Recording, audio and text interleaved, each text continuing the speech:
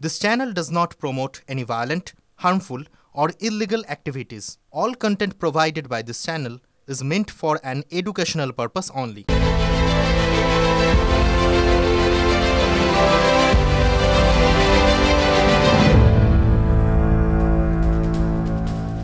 নমস্কার, রাত ৮টায় হাজির ঠোঁটকাটা আপনার জন্য। আর শুরুতেই বলি কি, কাঁচকলা খাও।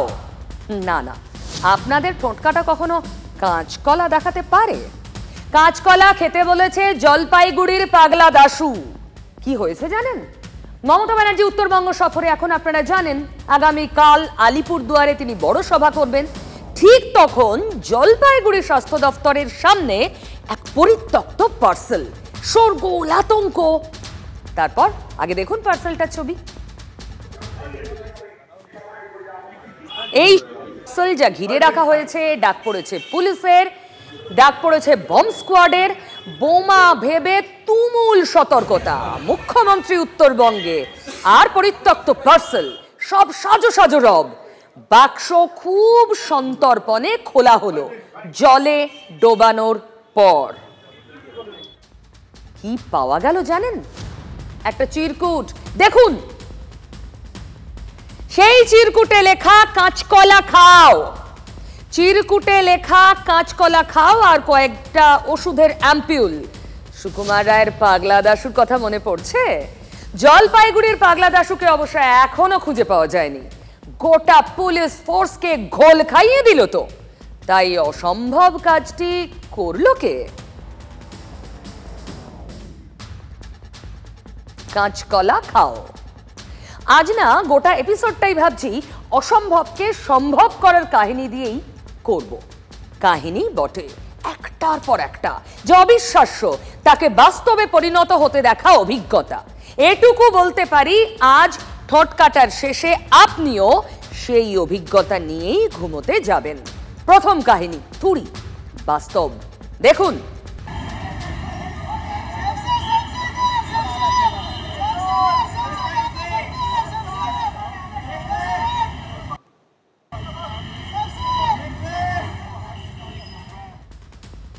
কি, কাকে দেখলেন? সৈফ আলী খান। আজকে দুপুরের ছবি দেখলেন। সৈফ আলী খানের ঠিক 5 দিন আগে পিঠে গেঁথে থাকা ছুরি নিয়ে হাসপাতালে ভর্তি হতে হয়েছিল। গেঁথে থাকা ছুরির সাইজটা একবার দেখুন। এই সেই ছুরি যা গেঁথে ছিল সৈফ আলী খানের পিঠে 5 দিন আগে। মধ্যরাতে বাড়িতে হামলা হয়। রক্তাক্ত সৈফকে অটোয় করে মুম্বাইয়ের লীলাবতী হাসপাতালে নিয়ে যাওয়া হয়।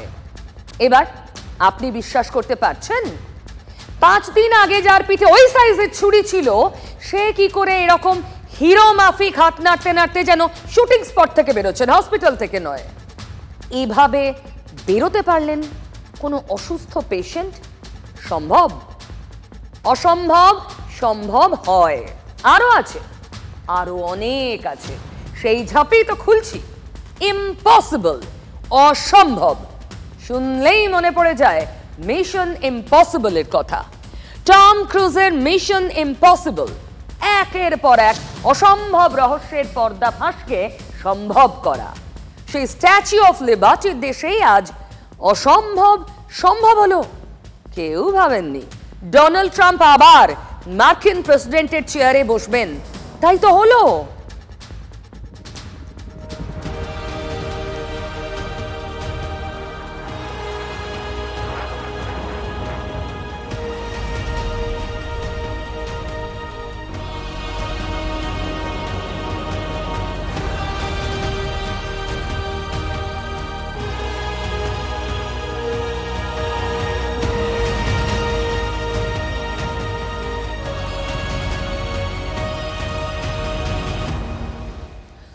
(1889) সালে ভোটে হেরে যান সেই সময়ের মার্কিন প্রেসিডেন্ট গ্রোভার ক্লেভল্যান্ড। কিন্তু 1893 সালে আবার জেতেন। তারপর সেই নজির গড়লেন ডোনাল্ড ট্রাম্প। আমেরিকার 47তম প্রেসিডেন্ট হিসেবে শপথ নিলেন, আমেরিকার 45তম প্রেসিডেন্ট। প্রথম দিনই ক্যাপিটল হিলসে হামলায় অভিযুক্তদের ক্লিন চিট দিয়ে দিলেন। শপথ নিলেন, কিন্তু প্রথা মেনে বাইবেল ছুলেন না, হাত রাখলেন না। পাশে দাঁড়িয়ে থাকা স্ত্রী মেলানিয়ার হাতে ছিল দুটো বাইবেল। শপথ শেষে টুপিতে আটকে যাওয়ায় মেলানিয়ার গালে চুম্বনও আঁকতে পারলেন না, তবে পারলেন অনেক কিছুই। এক অনুষ্ঠানে ট্রাম্পের খুব কাছের লোক ইলন মাস্ক নাৎসি কায়দায় অভিবাদন জানালেন। I, Donald John Trump, do solemnly swear. I, Donald John Trump, do solemnly swear. That I will faithfully execute. That I will faithfully execute. The office of President of the United States. The office of President of the United States. So we paid $500 million to World Health when I was here, and I terminated it. China with 1.4 billion people. We have 350 to pay. We have, nobody knows what we have because so many people came in illegally, but let's say we have 325. They had 1.4 billion. They were paying 39 million, we were paying 500 million. It seemed a little unfair to me. So that wasn't the reason, but I dropped out. They offered me to come back for 39 million. In theory, it should be less than that, but, you know. And when Biden came back, they came back for 500 million. He knew that you could have come back for 39 million. They wanted us back so badly, so we'll see what happens. Pretty sad though, think of it. China pays 39 million and we pay 500 million. And China's a bigger country. শপথ নিয়েই world health অর্গানাইজেশনের সঙ্গে সম্পর্ক ছিন্ন করলেন Trump. অসম্ভবকে সম্ভব তার শপথই করেছে। আবার ধরুন অসম্ভবকে সম্ভব হওয়ার আরো একটা গল্প। প্রকৃতিকে ভেঙে চুরে কেটে আমরা তো অসম্ভবকে সম্ভব করার চেষ্টা করি। তারই আরো একটা নমুনা ইস্ট ওয়েস্ট মেট্রো। বউবাজারে ভূগর্ভে মাটি খুঁড়তে গেলেই বিপর্যয় বারবার। 2019 সালের পর থেকে পরপর 4 বার বিপর্যয়। যে বিপর্যয়ে প্রশ্ন উঠে গিয়েছিল আদৌ শিয়ালদহ ধর্মতলা জুড়বে কিনা, আদৌ মেট্রো পথ তৈরি হবে কিনা।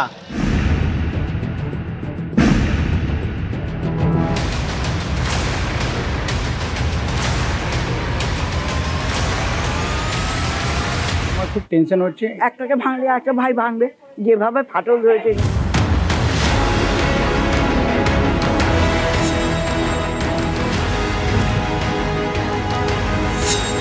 হঠাৎ দেখি বিকেলবেলা আমারটা ফেটেছে। 400 বছর 300 বছরের বাড়ি, একটা বাড়ি যদি হেলে যায় সব কটা বাড়ি নষ্ট হচ্ছে। ভিটাহীন কর্মহীন মানুষগুলো তাদের অনিশ্চিত ভবিষ্যৎ নিয়ে প্রশ্ন তুলছেন। এনাদের উপর ভরসা আমাদের নেই।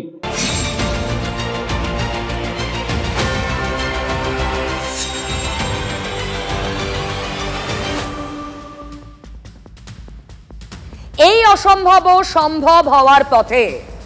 ছবি দেখুন, পরীক্ষামূলকভাবে ওই পথ দিয়েই ট্রেন, মেট্রো, রেল চলল আজ। যে ছবি এখন দেখছেন, শিয়ালদা থেকে এসপ্ল্যানেড মেট্রো ট্রায়াল রান হলো।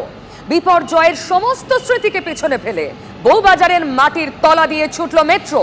সেই ভাঙা চোরা বাড়িগুলো ওপরে বারবার, যার বাসিন্দারা বাসা বদলেছেন যাযাবরের মতো, নিচে দিয়ে চলল মেট্রো আজ।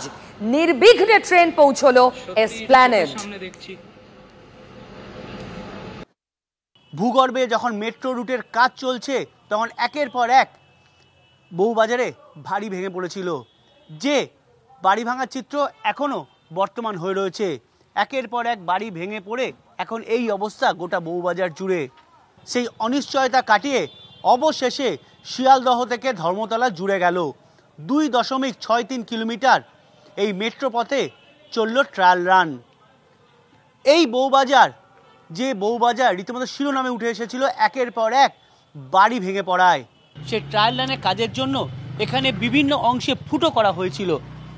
সেই ফুটো দিয়ে মূলত ভবিষ্যতে যাতে কোনো সময় সমস্যা না হয় তার জন্য এই ধরনের ফুটো তৈরি করা হয় এবং এই ফুটো দিয়েই মূলত একাধিক যন্ত্র বসিয়ে কম্পন কতটা হচ্ছে এবং কম্পন হলে আদৌ কোনো ডিজাস্টার হতে পারে কিনা সেই সব বিষয়গুলো কিন্তু খতিয়ে দেখা হয়।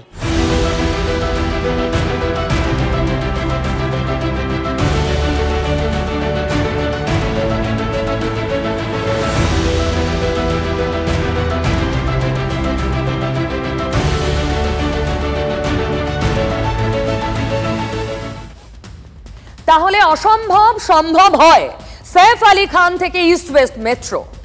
আরও আছে, যেমন ধরুন আমাদের রাজ্যের বেকারির সমস্যা। হাজার হাজার মানুষ পেটের দায়ে অন্য রাজ্যে যান, অনেকেই সরকারকে দোষ দেন, ভাবেন বেকারির সমস্যা মেটানো অসম্ভব। আমাদের মুখ্যমন্ত্রী বলছেন সম্ভব। চিন্তা করার বা হতাশাগ্রস্ত হওয়ার কারণ নেই। একটা চায়ের দোকানে চা বিক্রি করলেও চা বিস্কুট ঘুগনি ইনকাম খারাপ হয় না, চাকরির থেকে বেশি টাকা পাওয়া যায়। মনে রাখবেন, বাণিজ্যে বসতলক্ষ্মী। ওইদিকে দিল্লিতে এক চাবালা বসে আছে, দিদি এক চাবালি হবে ওখানটায়। আপনি আচরণী ধর্ম অপরে শিখায়, তিনি নিজের ভাইপোকে কেন চায়ের দোকান করতে বললেন না? একটা চায়ের দোকানে চা বিক্রি করলেও চা বিস্কুট ঘুগনি ইনকাম খারাপ হয় না। চাকরি চুরি করে বড় স্কুল মাস্টার হওয়ার থেকে নিশ্চয়ই চায়ের দোকান করাটা অনেক সম্মানের কাজ। মোদিও চা বলে প্রধানমন্ত্রী হয়েছে, মমতা মনে করছেন চা বলে দি হওয়া যায় মুখ্যমন্ত্রী। একটা চায়ের দোকানে চা বিক্রি করলেও চা বিস্কুট ঘুগনি ইনকাম খারাপ হয় না, চাকরির থেকে বেশি টাকা পাওয়া যায়। একদম ঠিক কথা বলেছেন। সরকারি চাকরি পেতে গেলে যে অঙ্কের টাকা দিতে হচ্ছে, সেই টাকা সুদ সমেত শেষ পর্যন্ত গিয়ে যে জায়গায় দাঁড়াবে তাদের মাইনেতে পোষাবে না। ওইসব হিসাব নিকাশ করেছেন, ক্যালকুলেশন করেছেন। মানুষ শিক্ষিত হয়ে উচ্চ শিক্ষা পেয়ে যদি তাকে চায়ের দোকান খুলতে মুখ্যমন্ত্রী নিদান দেন, সেটা কি একটা শিক্ষিতের সঙ্গে তঞ্চকতা নয়? একটা চায়ের দোকানে চা বিক্রি করলেও চা বিস্কুট ঘুগনি ইনকাম খারাপ হয় না, চাকরির থেকে বেশি টাকা পাওয়া যায়। কোনো বিনিয়োগ নেই, শুধু সরকারি চাকরি নয়, বেসরকারি ক্ষেত্রেও কোনো বিনিয়োগ নেই। তো বেসরকারি চাকরিও তো তৈরি হচ্ছে না। সে কারণেই মুখ্যমন্ত্রী বলছেন যে তোমরা চায়ের কেটলি নিয়ে বেরিয়ে পড়ো। কটা দোকান করেছেন চায়ের, তিনি এর আগে চপের দোকান করার কথা বলেছিলেন। শুধু কি চার চপ? মুখ্যমন্ত্রী বলছেন সম্ভব, অনেক আয় করা সম্ভব এ রাজ্যে। আইডিয়াগুলো শুনুন। আপনি 1000টা টাকা নিন, 1000 টাকা জোগাড় করে একটা কেটলি কিনুন আর কয়েকটা মাটির ভাঁড় নিন।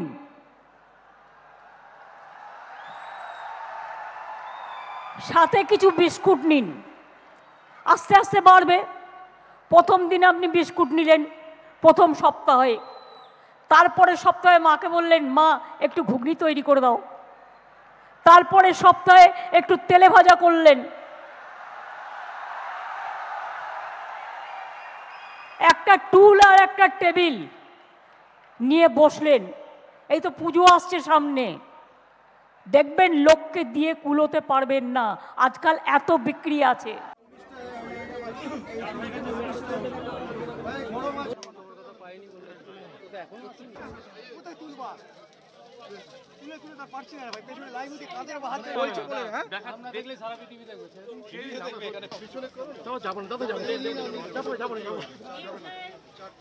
একটু বুদ্ধি বের করো, অনেক কাজ হবে। আর আজকে যে বলে ও মা তুই এটা করছিস, বলি হ্যাঁ গো এটা করি আমি কোটিপতি হব।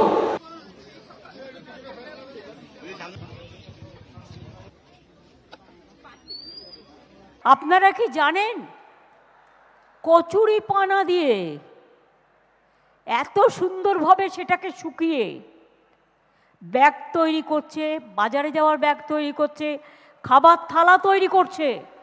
আগে যে শালপাতার থালায় খাবার দিত, ওই থালাতে খাবার দিচ্ছে।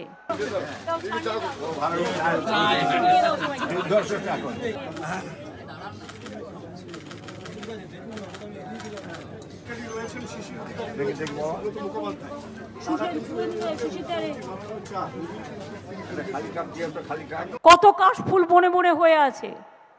অনেক জায়গায় খুব হালকা লেপ ইউজ করে গায়ে দেওয়ার জন্য। বাচ্চাদের জন্য তুলোর পিলো ইউজ করে, মানে বালিশ। এই কাশফুল দিয়ে কত ভালো হতে পারে। এগুলো দিয়ে ফুলদানিতে ফুল রাখার ব্যবস্থা করতে পারেন। এই কাশফুল লোকে কিন্তু পছন্দ করে বাড়িতে রাখতে।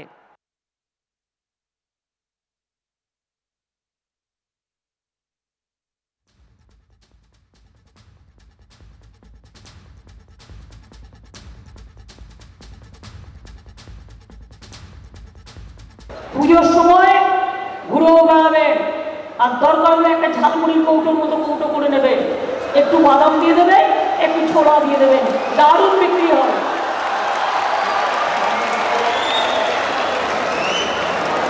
গ্রামে গ্রামে দেখবেন কত পাতা আছে, কেন্দু পাতা নয়, বড় বড় পাতা আছে, সেই পাতাগুলো একটা তাল পাতা টাইপের দেখতে, ওইগুলোকে একটা কাঠি গুঁজে নিলেই একটা ঠোঙা হয়ে গেল, পয়সা দিয়ে কিনতেও হলো না।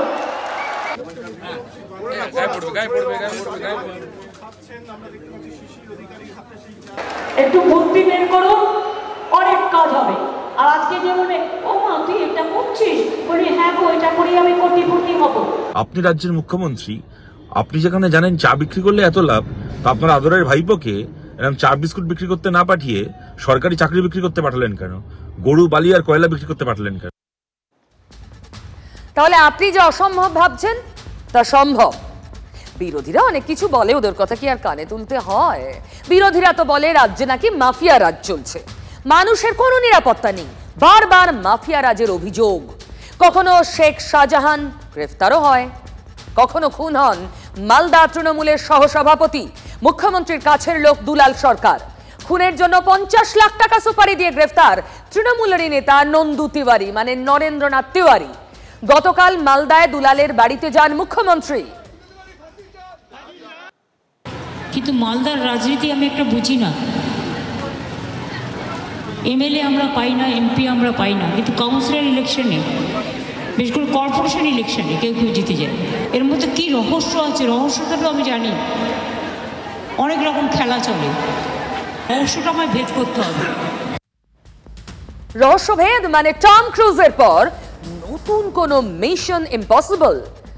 আজ সরকারি অনুষ্ঠানের মঞ্চে দুলাল সরকারের ছবি, তার স্ত্রীও ছিলেন মঞ্চে, আর সেখানেই অসম্ভবকে সম্ভব করার আশ্বাস।